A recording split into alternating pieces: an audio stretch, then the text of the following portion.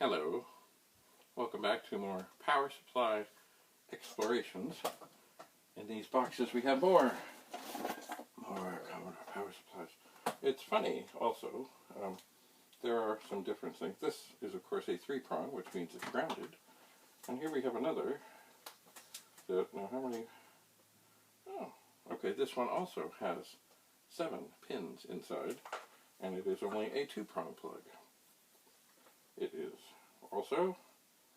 made for the Commodore 64.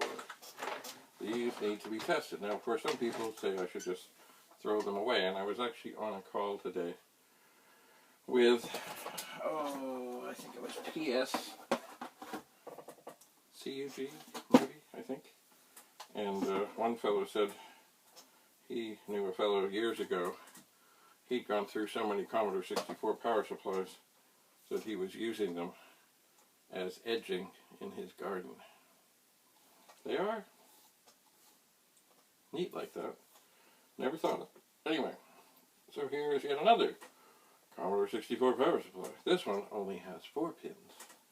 And I do seem to remember there was a time, and I think it was David Williams, who was part of the TPUG organization, who got a 64 to review it, and I think his review was not favorable.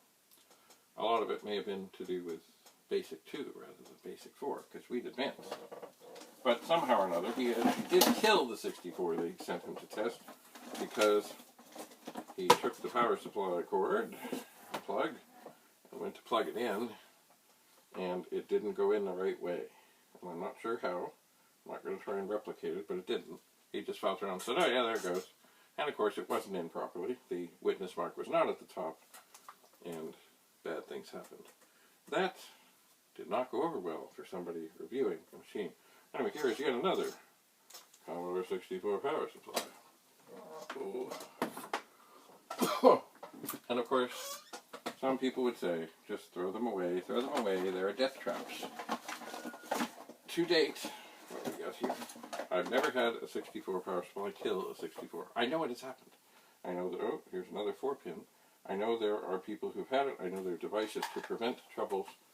I really wish, you know what, I had a thing years ago. Whoa. Another power supply. It was a very simple device. It plugged in. It had the plug, the 7-pinned in, and it had a red light and a green light. And the green light, I think, was for the 9 volts, and the red light was for the 5. And if they came up at a nice level, you knew it was doing okay. If either one of them was bright, you knew something was wrong. If either one of them didn't come on, you knew something was wrong. Oh, and somewhere I'm sure I still have it, but I just don't know where. Oh look, here is another Commodore 64 power supply. How many pins? Oh, this is 7. So these are all pretty old, pretty original. They are. And of course it comes down to the same old, do I want to test them or not? Or do I want to use them in my garden? This, of course, is a more advanced power supply. It is for the 1541-2, the 1571-2, and the 1581. All wrapped up in one cute little thing. One of the things that I think, that I know that Bill Hurd spoke of at one point was it really drove him crazy there were no fuses in these things. And I would like to think this thing, which needs a bit of a face wash, which means a magic eraser, would have a fuse in there. It does have, well, it has, I don't, anyway. It's not easy to get into, but I bet you I could if I had to. But I will definitely test this one. I will think about the others. But we're not done quite yet. Because down here, even though I had this box that was marked, it said Amiga power supplies. And I said, ooh. And I opened the box thinking, well, what am I going to find? Well, oh. Surprise, surprise. I did not realize this. This is not an Amiga power supply. I thought what I had in this box were 3 Commodore 128 power supplies, but this is not the case. This is a Commodore 64 power supply that looks like a Commodore 128 power supply, and they came with the 1764 RAM expander, because I guess they realized there is no way that the 64 power supply can handle the RAM expander. So when you bought it, you got a good power supply. But down here, here we have not one, where's the cord, but two Commodore 128 power supplies. This one, the case is a little, it has a wooger. In other words, it's taken a bit of a hit. I wouldn't not use it. These did, of course, have fuses. Let me just look at this one for the 64. Ooh. Yeah, it has a fuse. So I think what I have down here is another 128 power supply. Let me just check the end.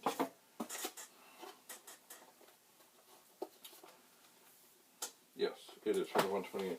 Funny thing though is, ouch. I seem to remember the power supply. Oh, there's something else in here. The power supply for the 128 and the Amiga 500. I'm not sure if the voltage is the same, but the plugs are the same.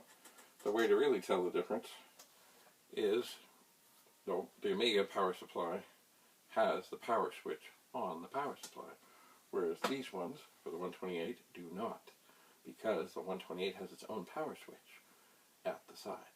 But I seem to remember, and I will have to check the voltages and things, that maybe on occasion I have accidentally plugged one of these into an Amiga 500, and I think it worked. But don't quote me on that, and don't do it. Don't do it. So another thing that was in here was a ribbon cable. And why? I don't know. I don't know what it goes to. It's a pretty ribbon cable, rather rainbow pattern. But I have no clue. I'm suspecting it's something to do with a hard drive or something somewhere. Two female ends, very short, maybe for hooking two together. I'm just not sure. So besides that pretty much, there was some other non-Commodore stuff I got out of these boxes. So now I have a table full of power supplies. So I'm not going to test any of them now. I'm going to figure out a way to hopefully do that. This thing here, I think I'm going to toss it into the box that might end up with the World of Commodore deal table. Because I really, I don't know what it's for. Am I ever going to use it? Well, I mean, if somebody knows what this is for, it's probably a hard drive to a hard drive something or other thing. But still, there comes a time when it's like, I know what it is. So I will send it on its way. Anyway, so I have some testing to do. And of course, the first thing I guess I should do is just plug things in, let them sit a while, see if they, smoke or burst into flames. And one thing I really do not like about these DIN connectors is it's really hard to get like a meter in there, on there. And I guess I wish I had my tester that I have somewhere, God knows where. But what I can do, of course, is I suppose, is get a connector, a 7-pin DIN, and a female connector, and run wires and things and stuff to test. I mean, if I was really gutsy,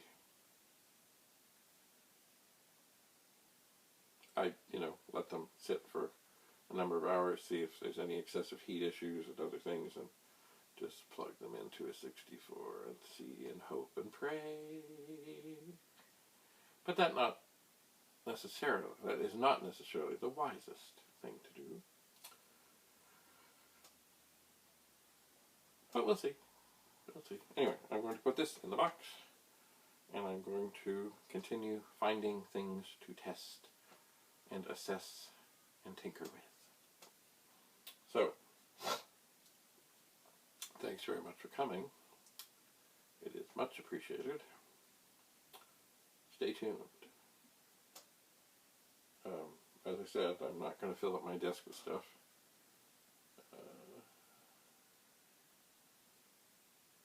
I'll get the stuff off of here. And once again, it'll be more stuff lined up to be tested. But at least I know what it is, and I can properly mark the boxes to know what it is. You know what, the first thing I think I will do is the 128 power supply with the 64 connector. I do believe I will test it, but not right now. Not now. But I will, because I would like to think that that would work, and that also that if it doesn't work, that it can do no harm. I would like to think. Anyway, don't forget the World of Commodore, December 4th, 2021. Go to Google, search for World of Commodore for details. Someone's asked me today, can we cross the border? I'm assuming he was from the United States of America, and he was wondering if he can come across the Canadian border. And indeed, actually, Americans have been able to come to Canada for longer than Canadians have been able to go to the States. But we still, at the moment, have something in place about a COVID test, I think. But don't quote me on this. Everything is fluid. Everything keeps changing. And I did, on one of my videos, put up a link from the Government of Canada that sets you on the path. It's a wizard where you answer questions and things, and it will tell you what you need to know. Because, you know, the situation is changing. Always. Cases in Ontario are rising slightly, which is never good. They have not yet approved vaccines for people between 5 and 11, which bugs me, but it will happen.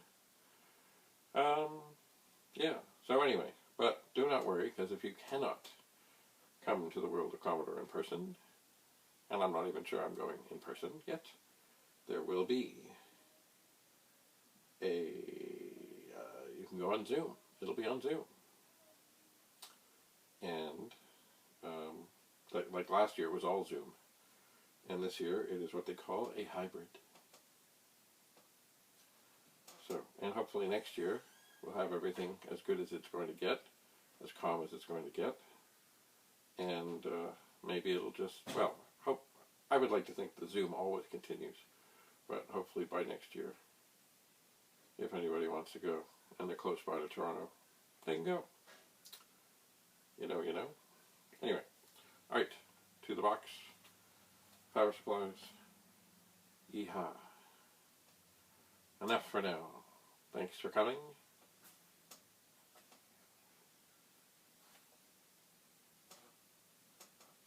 Bye for now.